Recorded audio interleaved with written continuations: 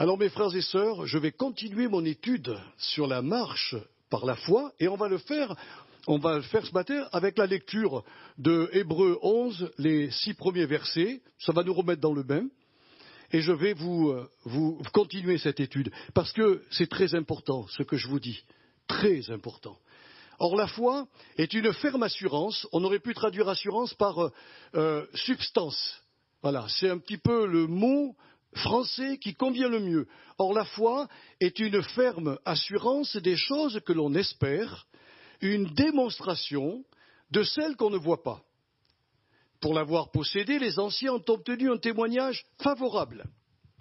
C'est par la foi que nous reconnaissons que l'univers a été formé par la parole de Dieu, c'est ce que nous a dit notre sœur Élodie ce matin, par la parole de Dieu, en sorte que ce qu'on voit n'a pas été fait de choses visibles. C'est par la foi qu'Abel offrit à Dieu un sacrifice plus excellent que celui de Caïn. C'est par elle qu'il fut déclaré juste, Dieu approuvant ses offrandes, et c'est par elle qu'il parle encore, quoique mort.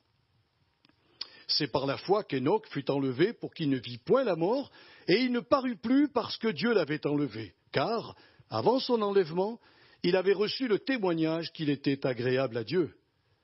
Or, sans la foi, il est impossible de lui être agréable. Car il faut que celui qui s'approche de Dieu croie que Dieu existe et qu'il est le rémunérateur de ceux qui le cherchent. Dans les dernières études, je vous ai dit que la foi que Dieu agrée n'est pas un saut dans l'inconnu. La foi est une connaissance soit acquise, soit révélée. À l'époque de Luther, alors que les gens n'avaient pas la connaissance des Écritures, puisque c'était réservé aux prêtres, eh bien, la plupart des conversions étaient des conversions sur révélation de Dieu, comme ça se fait aujourd'hui dans le monde musulman. Vous avez dans le monde musulman des gens qui sont éclairés par le Saint-Esprit et qui se convertissent. Ils n'ont pas lu un verset de la Bible. Jésus même se présente à certains. C'est très étonnant. Donc la foi repose sur une connaissance. Mais généralement, c'est une connaissance acquise. Nous avons la Bible, nous la prêchons. C'est pour cela qu'il faut que nous fassions comme Lydie, nous a été rappelé ce matin. Lydie a été attentive, elle a écouté ce que Paul disait. Mais elle n'était pas là comme une religieuse qui accomplissait une cérémonie, un rite. Elle a ouvert son cœur, elle a bu les paroles de Paul. Alors, la connaissance de l'œuvre, évidemment, rédemptrice, accomplie par le Fils de Dieu, mais aussi la révélation du Dieu trinitaire. C'est ça la foi évangélique, la foi que nous prônons les uns et les autres. Voilà, Jésus a accompli dans sa vie, dans sa mort et dans sa résurrection, tout ce qui est de l'œuvre rédemptrice. Voilà.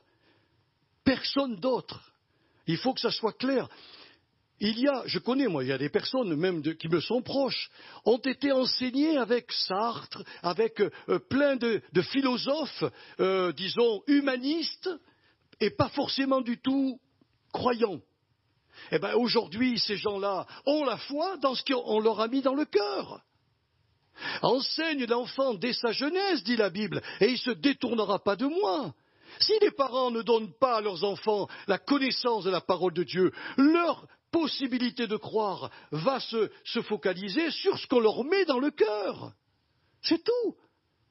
C'est pour cela qu'il faut aujourd'hui, plus que jamais, quand vous rencontrez des personnes de votre famille, des amis ou des compatriotes de votre commune et que le Saint-Esprit permet la conversation, dites-leur, donnez-leur la connaissance de la Bible. Parlez-leur de Jésus, dites-leur ce qu'il a fait. Et à partir de ce moment-là, ils auront la possibilité de rester incrédules ou de croire le message de Dieu. Alors, nous avons vu aussi ensemble que la foi a été appelée par André Chouraki, qui a fait la traduction de l'Ancien et du Nouveau Testament, la traduction littérale. Il a choisi le mot adhérence. En fin de compte, la foi, elle se fixe, elle se colle aux faits invisibles et éternels liés au salut divin. rendant ces faits, mes frères et sœurs, déjà présents dans nos âmes. Nous l'avons lu. Or, la foi est la ferme assurance, conviction, ce que vous voulez, des choses que l'on espère. Toutefois, ne confondons pas l'adhérence de la foi dont je vous parle avec une simple adhésion intellectuelle et émotionnelle de l'Évangile. Car l'adhérence de la foi est une union qui s'établit entre les bienfaits divins et le cœur du chrétien, exactement comme il y a une union entre l'affiche et son panneau publicitaire, entre les branches et le tronc de leur arbre, entre la statue et son piédestal, ou encore les voiles qui sont unis au mât du bateau. Quand l'affiche est bien collée à son panneau publicitaire, on voit le panneau publicitaire avec l'affiche. Mettez pas de colle, il n'y a pas d'affiche, elle tombe par terre. La foi chrétienne, elle est fixée, elle est collée, elle est unie à tous les bienfaits que Jésus a remportés pour nous sur la croix du Calvaire. Alors, premièrement, puisque je vous ai parlé de la marche par la foi, j'ai voulu vous établir ce qu'est la foi, comment elle vient, ce qu'elle est réellement dans notre vie. Maintenant, on va développer ce qu'est la marche par la foi. Marcher par sa foi, parce que là, le texte d'Habakkuk, c'est bien clair. Le juste vivra par sa foi. Donc, marcher par sa foi, ce n'est pas marcher par nos cinq sens. La plupart des gens du monde disent « nous croyons que ce que nous voyons ». Ben, nous, chrétiens, nous affirmons le contraire. Nous disons ce que nous croyons, nous le possédons déjà, et nous le verrons s'accomplir dans notre vie, soit ici-bas, soit plus tard. Le monde dit comme Thomas, si je ne vois ses clous, si je vois ses mains percées et son côté percé, je ne croirai pas. Une semaine après, Jésus lui dit, Thomas, viens là, allez, mets ton doigt dans mes trous, mets ta main dans mon côté qui a été percé. Et là, il s'écroule devant le Seigneur et lui dit, mon Seigneur et mon Dieu. Il a appelé Jésus Dieu, tout-puissant. Et Jésus lui a dit, heureux, heureux Thomas, ceux qui croiront sans voir. Souvenez-vous de nos bien-aimés, on les appelle les disciples d'Emmaüs. Voilà ces bien-aimés qui reviennent, qui vont vers leur village et ils sont tristes, déçus. Et ils parlent entre eux de tous les événements qui se sont passés jusqu'à la mort de Jésus. Et voilà qu'il y a un troisième personnage, j'ouvre une parenthèse, ils l'ont pas reconnu, hein. Il marche avec eux, il leur dit vous parlez de quoi là? Oh ben, il dit t'es le seul qui n'est pas au courant de ce qui s'est passé à Jérusalem? Comment Jésus en qui nous avions mis notre espérance, ils l'ont tué, ils l'ont crucifié, et bien plus, ils l'ont mis au tombeau, il est mort. Et le Seigneur a parlé avec eux en leur disant, vous savez, le cœur souvent ne se rend pas compte, mais dans l'Ancien Testament, tout était prévu. Chez les prophètes, tout était annoncé. Que ce Christ-là allait souffrir, mais il allait aussi ressusciter. Ils ont parlé ensemble, mais la Bible dit qu'ils ne purent le reconnaître, car leurs yeux étaient empêchés de le voir. Quand Luc fait référence à leurs yeux, il ne parle pas de leurs yeux physiques, car il voyait bien un personnage et il parlait bien avec quelqu'un à côté d'eux, il le voyait.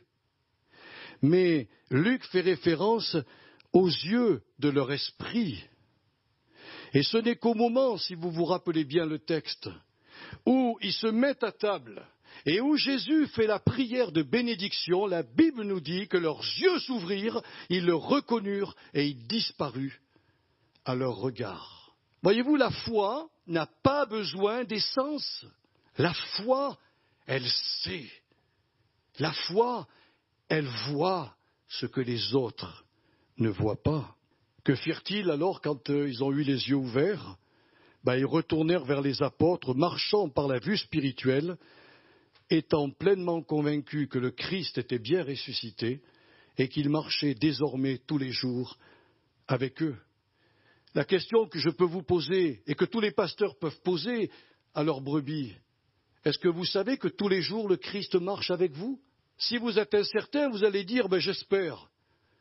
Mais moi, j'espère pas, je sais que du matin où il me donne la vie jusqu'au soir où je m'endors, il est là, il est avec moi. Et que les moments soient bons, c'est merveilleux, il est avec moi. Mais que les moments soient tristes, il est avec moi. Jésus l'a dit, je suis avec vous tous les jours, jusqu'à la fin du monde. Aux chrétiens souffrants et gémissant dans leur corps physique, Paul va leur répondre dans 2 Corinthiens chapitre 5, les 10 premiers versets. Nous sommes toujours pleins de confiance et nous savons qu'en demeurant dans ce corps, nous demeurons loin du Seigneur, car nous marchons par la foi et non par la vue. Si vous regardez vos courbatures, si vous regardez, moi je vois bien que maintenant mon dos il est fragile, il faut que quand je travaille je mette une ceinture pour pouvoir être debout. Si nous regardons à toutes les misères que nous avons, et croyez-moi mes frères et sœurs, ceux qui disent moi je vais vieillir sans problème, je leur souhaite vraiment de vieillir sans problème. Mais ils sont rares quand même, hein. Ils sont rares, ces gens-là. Eh bien la Bible nous dit que notre corps, usé par le temps, meurtri et accablé par la souffrance, n'est qu'un voile qui nous sépare du Seigneur. Voilà. Paul il dit, moi je préfère quitter ce corps-là, qui me crée 30 ans de problèmes. Il ne faut pas oublier que Paul avait des problèmes physiques et même de langage. Si vous vouliez écouter un prédicateur hors pair, il ne fallait pas aller écouter Paul, parce qu'il n'avait pas le don oratoire. Il avait le don de connaissance et il savait expliquer les choses. Mais quand on l'écoutait, ça devait être fatigant. D'ailleurs, un soir, il a prolongé sa réunion tellement loin jusqu'à minuit qu'il y a un pauvre jeune homme qui était sur la fenêtre.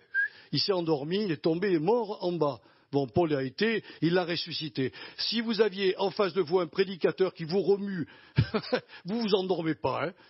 Mais Paul avait la connaissance. Il avait des problèmes aux yeux. Il le dira aux Galates, si vous aviez pu vous arracher les yeux, vous me les auriez donnés. Il était rachitique, voilà. Il avait des gros problèmes et il savait qu'il marchait par la foi et non par la vue. Sinon, il aurait quitté le ministère. Il aurait dit, mon corps me fait trop souffrir, je ne peux pas.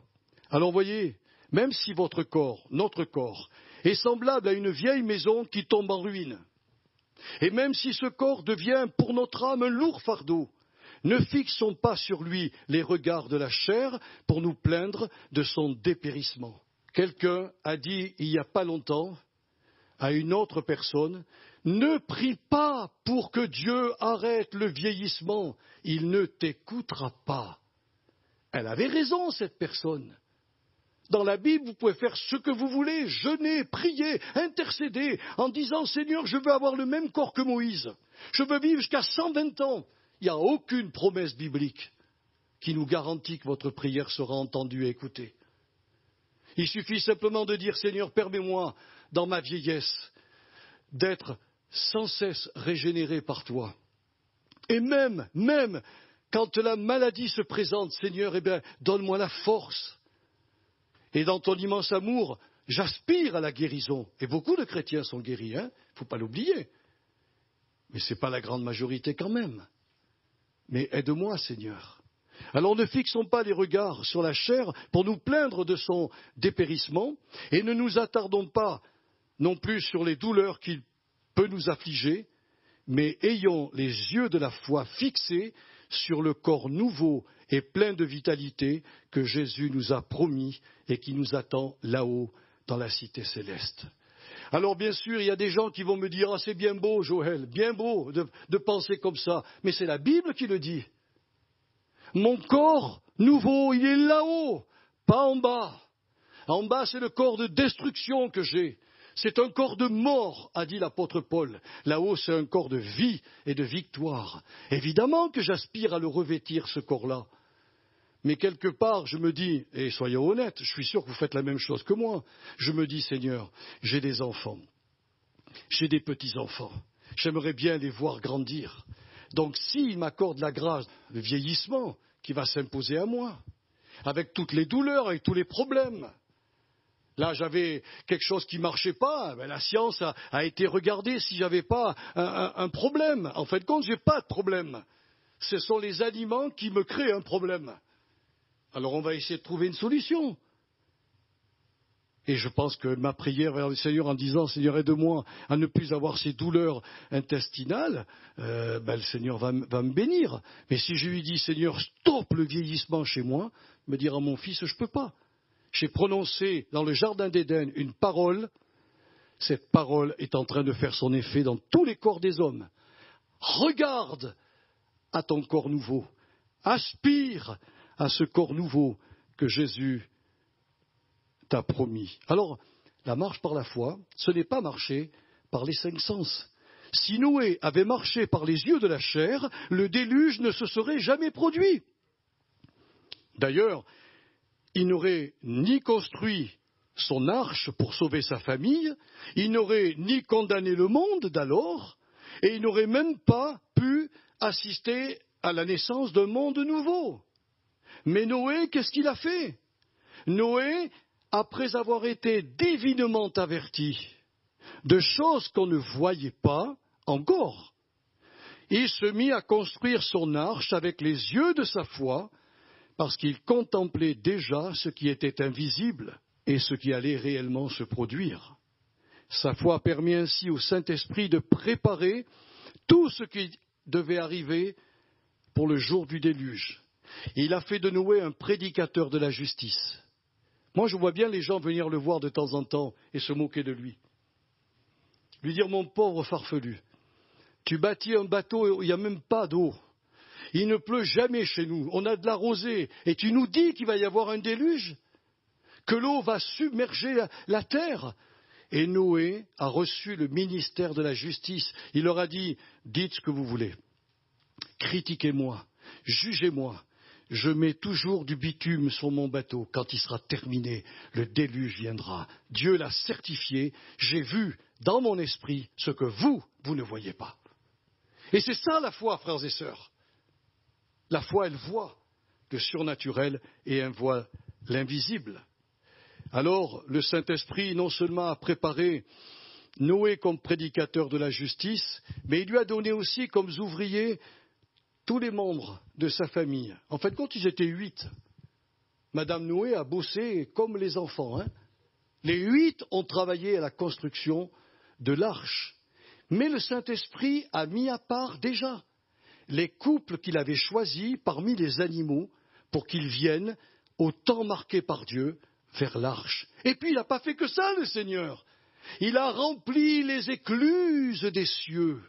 Et les sources de la terre, il les a remplies d'eau au point, et c'est ça qui, moi, je marche par la foi quand je vous dis ça, la plus haute montagne du monde a été submergée par l'eau. Vous y croyez? C'est vraiment un truc complètement dingue. Je ne sais pas combien elle fait de hauteur, la plus haute montagne, mais il me semble que c'est plus de 8000 mètres. 8 kilomètres sur la totalité du monde. C'est pas un déluge local, c'est mondial. La Bible précise, toutes les montagnes de la terre ont été submergées. Vous comprenez que pour construire son arche, il fallait avoir vu ça. Et Noé l'a fait. Il n'a pas marché avec les yeux de la chair. Il n'a pas écouté ses contemporains qui lui disaient « Allez, laisse ton marteau, laisse ton machin, et viens, suis-nous, viens te réjouir. Mon pauvre fou, qu'est-ce que tu vas bâtir un truc comme ça? En plus, il n'y a même pas de voile et tu n'as même pas de gouvernail. Alors, c'est le pire. Eh oui, c'est le pire, mais la foi, elle croit au pire. Mes frères et sœurs, si Naaman avait lui aussi continué à marcher selon les voies de ses propres sens, il n'aurait jamais été guéri de sa lèpre. Mais la Bible nous rapporte que sur le témoignage d'une petite fille, le grand général syrien écouta, crut et obéit à ce que lui demandait le prophète Élisée, et il vécut dans son corps une guérison sensationnelle et miraculeuse. Mais vous connaissez son histoire, on ne va pas s'étendre. Mais il a failli passé à côté de son miracle.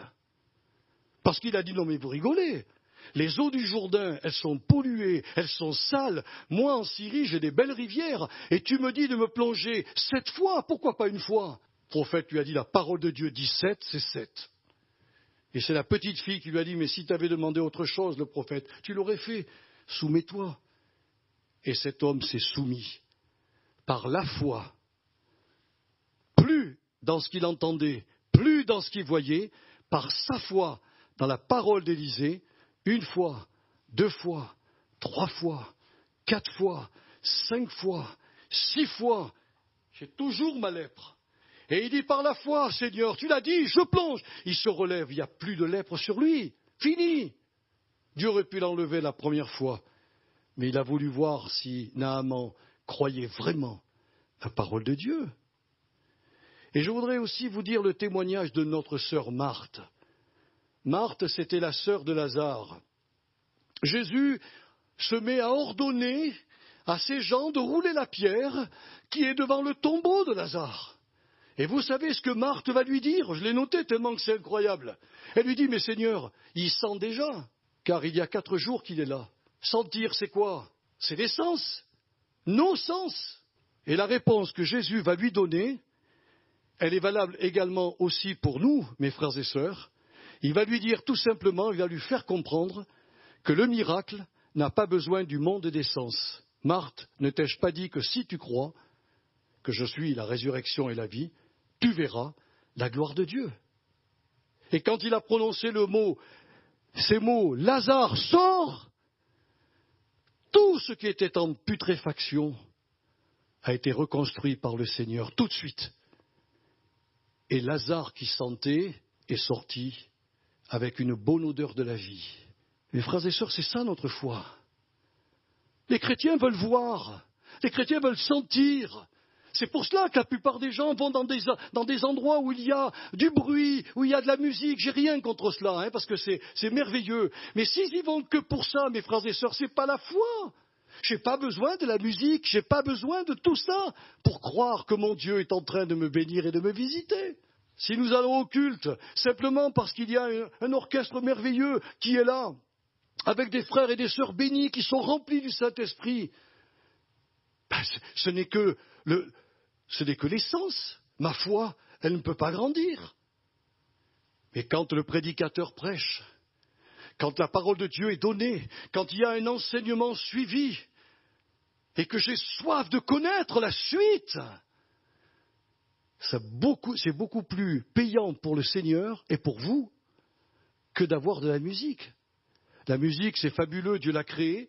J'ai vu un reportage à la télévision, j'avais les larmes aux yeux, une femme qui jouait de la musique classique à des malades en fin de vie. Et ce malade qui était couché a dit, si vous saviez combien cette musique me fait plus de bien que la morphine. C'est incroyable.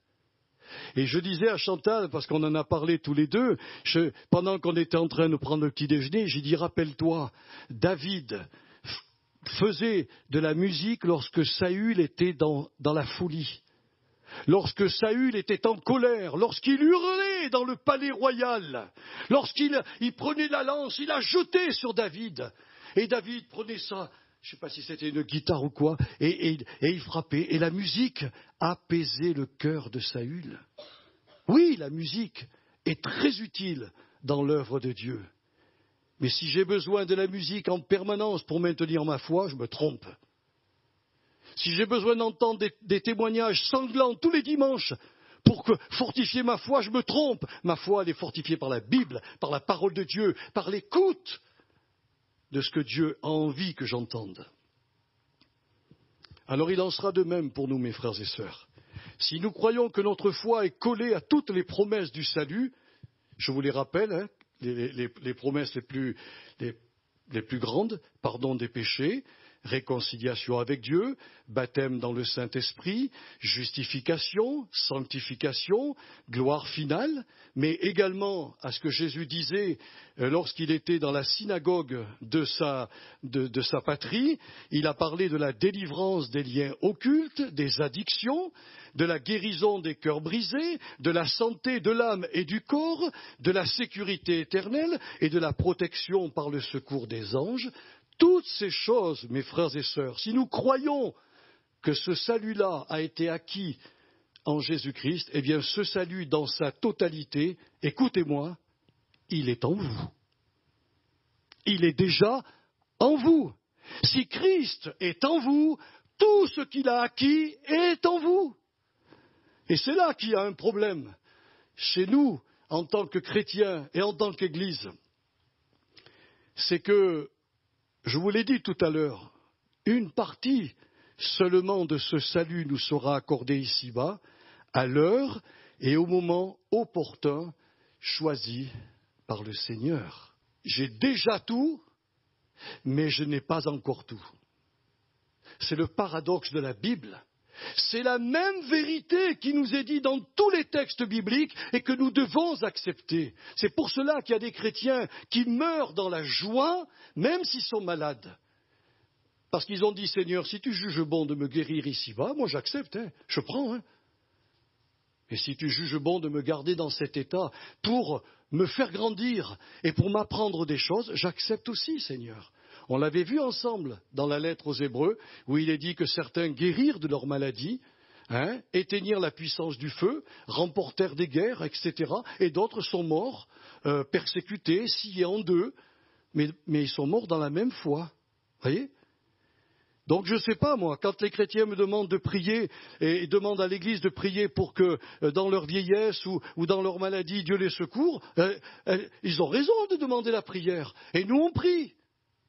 Mais de là à dire à la personne, allez maintenant au nom de Jésus, lève-toi, il faut avoir reçu, comme Élodie nous l'a dit tout à l'heure, la parole de Dieu. Le Seigneur peut à tout moment dire à un chrétien ou à un pasteur, prononce une parole sur telle personne. Notre frère en Corée du Sud, Yonggi Cho, voyait au début une télévision dans sa tête. Et il a dit, c'est diabolique ce truc. Et il priait pour que ça s'en aille. Et le Saint-Esprit lui a dit, c'est pas diabolique, je te montre les guérisons. Mais il lui dit, Seigneur, qu'est-ce qu'il faut que je fasse? Mais il lui a dit, quand je te montre quelque chose, prononce la parole. Et alors il a commencé dans sa grande assemblée, il voyait des gens qui étaient dans la cécité, et il prononçait la parole, les gens, boum, ils voyaient leurs yeux s'ouvrir. Il y a des gens qui étaient sur des fauteuils roulants, ils prononçaient une parole que Dieu lui demandait de prononcer, et les gens sortaient de leur fauteuil. C'est impressionnant, mes frères et sœurs. Mais c'est pas tous les chrétiens qui sont guéris comme ça. La meilleure des preuves, c'est que dans l'église du pasteur Yonggi Cho, ils ont créé un mouvement pour tous les enfants qui sont handicapés. Ils croient à la guérison et à côté, ils ont manifesté une générosité, un amour pour les enfants qui sont handicapés et les personnes en général handicapées et qui sont dans la maladie. Pourquoi? Parce qu'il y a cet équilibre dans la parole de Dieu. Ce que Dieu nous montre, on peut prononcer la guérison. Ce qu'il ne nous montre pas, c'est que le Seigneur a son temps, a son heure, que je ne peux pas vous expliquer. Je ne peux pas vous expliquer ça. Quand il est rentré à la piscine de Bethesda, pourquoi ce type-là était resté 38 ans paralysé?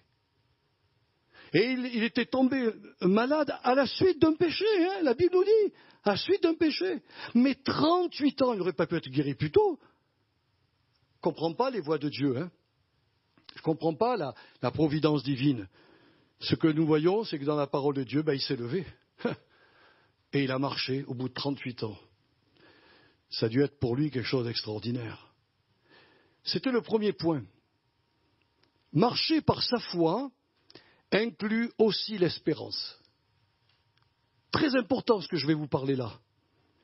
Selon la Bible, l'espérance produit en notre esprit l'attente joyeuse qu'un événement futur va se produire dans notre vie, même si nous passons par diverses tribulations, épreuves ou malheurs présents.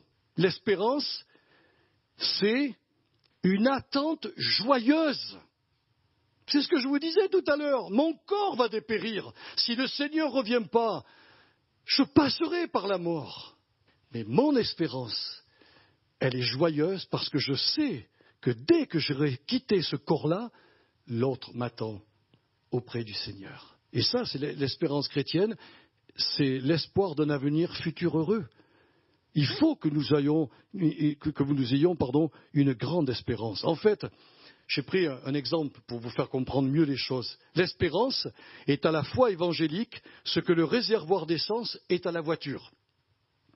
Si ce dernier est vide de tout carburant, alors peu importe la marque du constructeur, peu importe la puissance du moteur de cette voiture, celle-ci ne pourra nous amener là où nous souhaitions aller. Le réservoir est primordial dans une voiture. Aujourd'hui, on met des batteries. Mais les batteries, c'est pareil. Si elles sont à plat, la voiture ne peut pas bouger. Eh bien, l'espérance, quand elle est à plat, mes frères et sœurs, le chrétien ne peut plus bouger. La foi est paralysée. L'espérance, c'est ce réservoir qui est là, qui est une énergie pour la foi évangélique. Alors, je vous prendrai encore le même exemple, excusez-moi, mais de Noé. S'il persista plus d'1 siècle à construire son arche, malgré les moqueries et l'incrédulité des pécheurs de son époque, c'est parce que sa foi était alimentée en permanence par son espérance, lui faisant déjà voir dans son esprit ce qu'aucun œil humain n'avait contemplé. Il avait son réservoir d'espérance plein. Et plus les païens venaient lui dire « Mon pauvre fou, mais qu'est-ce que tu fais ?»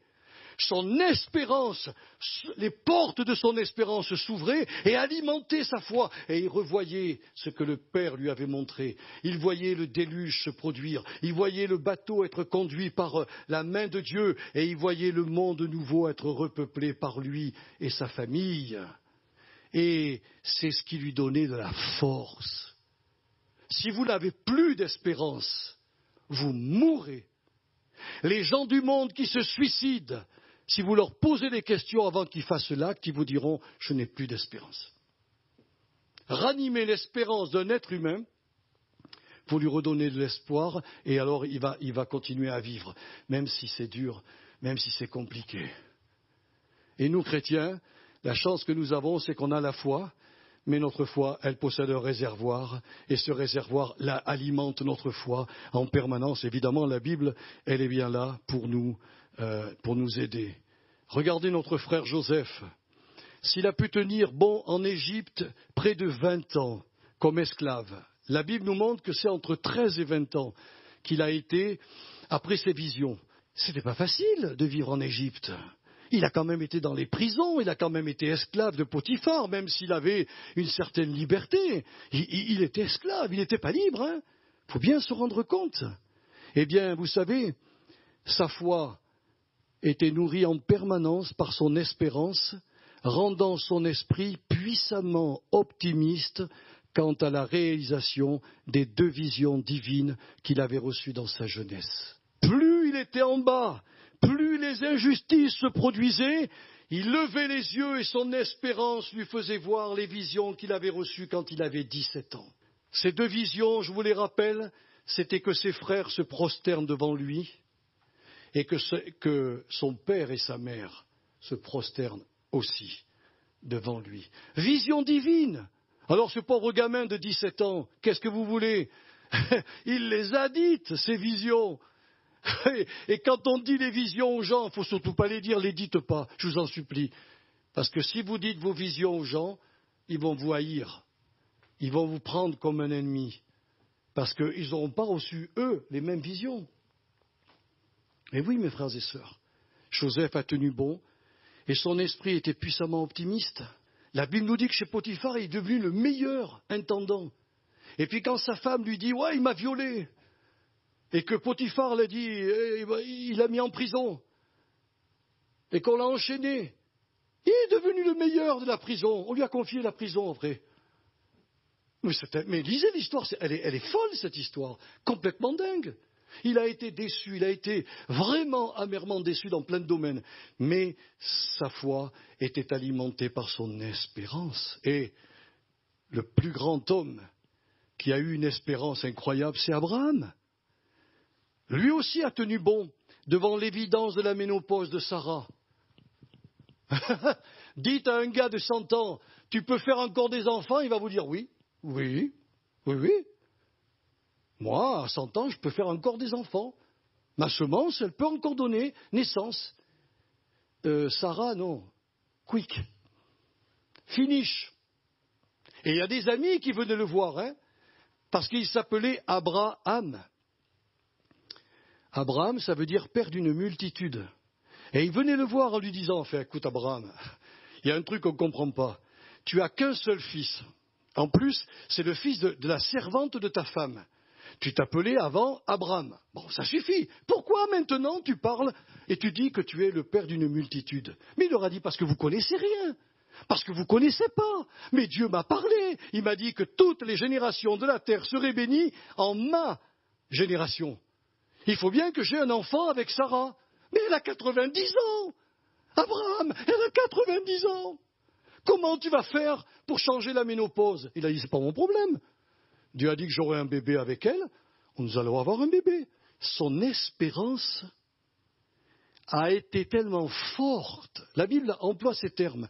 Espérant contre toute espérance. Ça veut dire ce que ça veut dire. Hein. Sa foi a été alimentée, a été alimentée. C'est extraordinaire, mes bien-aimés. Et c'est ainsi que Abraham, voire de visu, Isaac, le fils de la promesse. Je vais vous dire, je vais terminer avec ces quelques paroles. La Bible nous montre, je vais vous le lire, c'est dans 1 Thessaloniciens 5, verset 8. C'est l'apôtre Paul qui a écrit cela.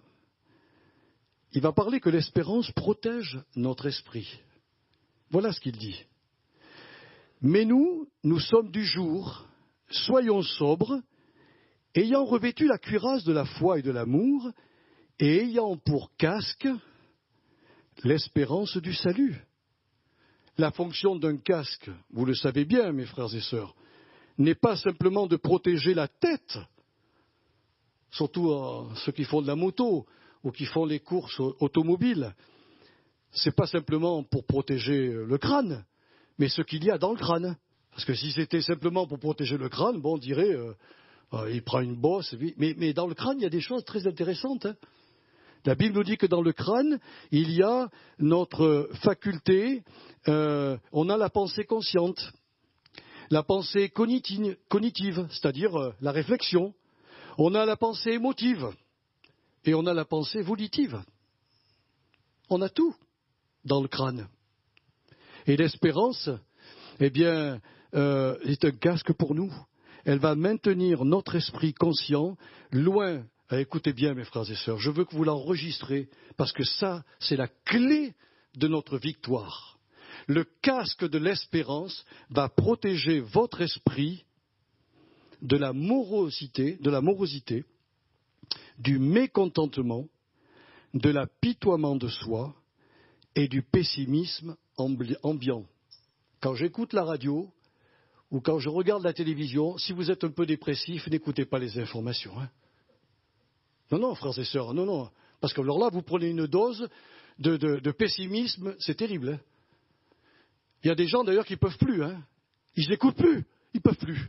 Mes frères et sœurs, il ne faut pas grand-chose pour qu'on rentre dans la morosité, pour qu'on soit mécontent, pour qu'on s'apitoie sur soi-même, ou pour qu'on devienne pessimiste. Le casque de l'espérance va protéger votre esprit de tout cela. Ouais. Alors ça ne veut pas dire qu'on ne voit pas la réalité. Bien sûr qu'on voit la réalité. On est sous une pandémie. Je vois la réalité. Je ne suis pas dupe, mais mon espoir est dans le Seigneur. Rares les gens qui sont encore joyeux et heureux.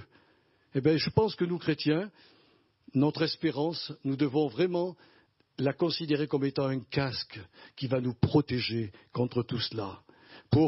L'apôtre dira, pour pour vivre dans la foi au sein de l'Église, il faut qu'on ait la cuirasse de la foi et de l'amour. Voilà, on avait vu ça, les études sur l'amour. Mais pour garder l'espérance vivante, une espérance qui me permet quand même, malgré tous les problèmes que je rencontre, de faire confiance en mon Dieu, de parler de ma bouche en disant « mais je crois que le Seigneur m'a entendu ». Nous avons tout pleinement en Jésus-Christ, tout. Mais est-ce que ce tout nous sera accordé pour tout le monde, maintenant ou plus tard? L'heure de Dieu et la souveraineté divine, je ne peux pas la maîtriser, mes frères et sœurs. Je ne peux pas la maîtriser. Moi, j'aimerais tellement que le Seigneur souffle un petit peu de son esprit et qu'on vive, ne serait-ce que quelques mois ou quelques années, comme au temps des apôtres, avec des miracles par-ci, par-là, avec des églises remplies, avec des chrétiens qui louent le Seigneur, des chrétiens qui vont même au combat, malgré les persécutions. Il ne faut pas oublier que l'Église primitive s'est développée sous la persécution. Leur foi était tellement alimentée par leur espérance que leur esprit restait clairement sur la parole de Dieu et honorait et glorifiait le Seigneur. La prochaine fois, je vous parlerai de l'esprit abattu qui le relèvera. C'est important cela. Mais je vais terminer par une prière et remercier le Seigneur. Père, on te remercie pour ce que nous avons vu ce matin. C'est tellement important de savoir que notre foi, la marche par la foi, ce n'est pas la marche par nos cinq sens. C'est une marche qui s'appuie sur ta parole, qui s'appuie, Seigneur, sur notre foi qui est fixée sur tes promesses et sur ton salut. Et puis nous avons vu que marcher par sa foi, c'est faire entrer aussi l'espérance dans notre vie. Et l'espérance, c'est une œuvre extraordinaire, c'est une vertu extraordinaire.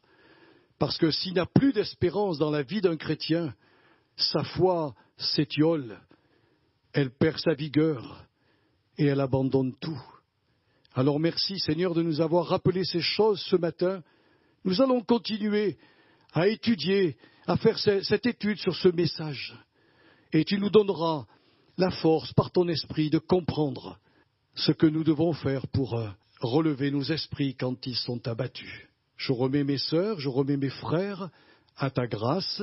Nous te remercions en Jésus, Seigneur, pour cette vie chrétienne qui est une vie merveilleuse, fabuleuse, extraordinaire. À toi toute la gloire. Amen.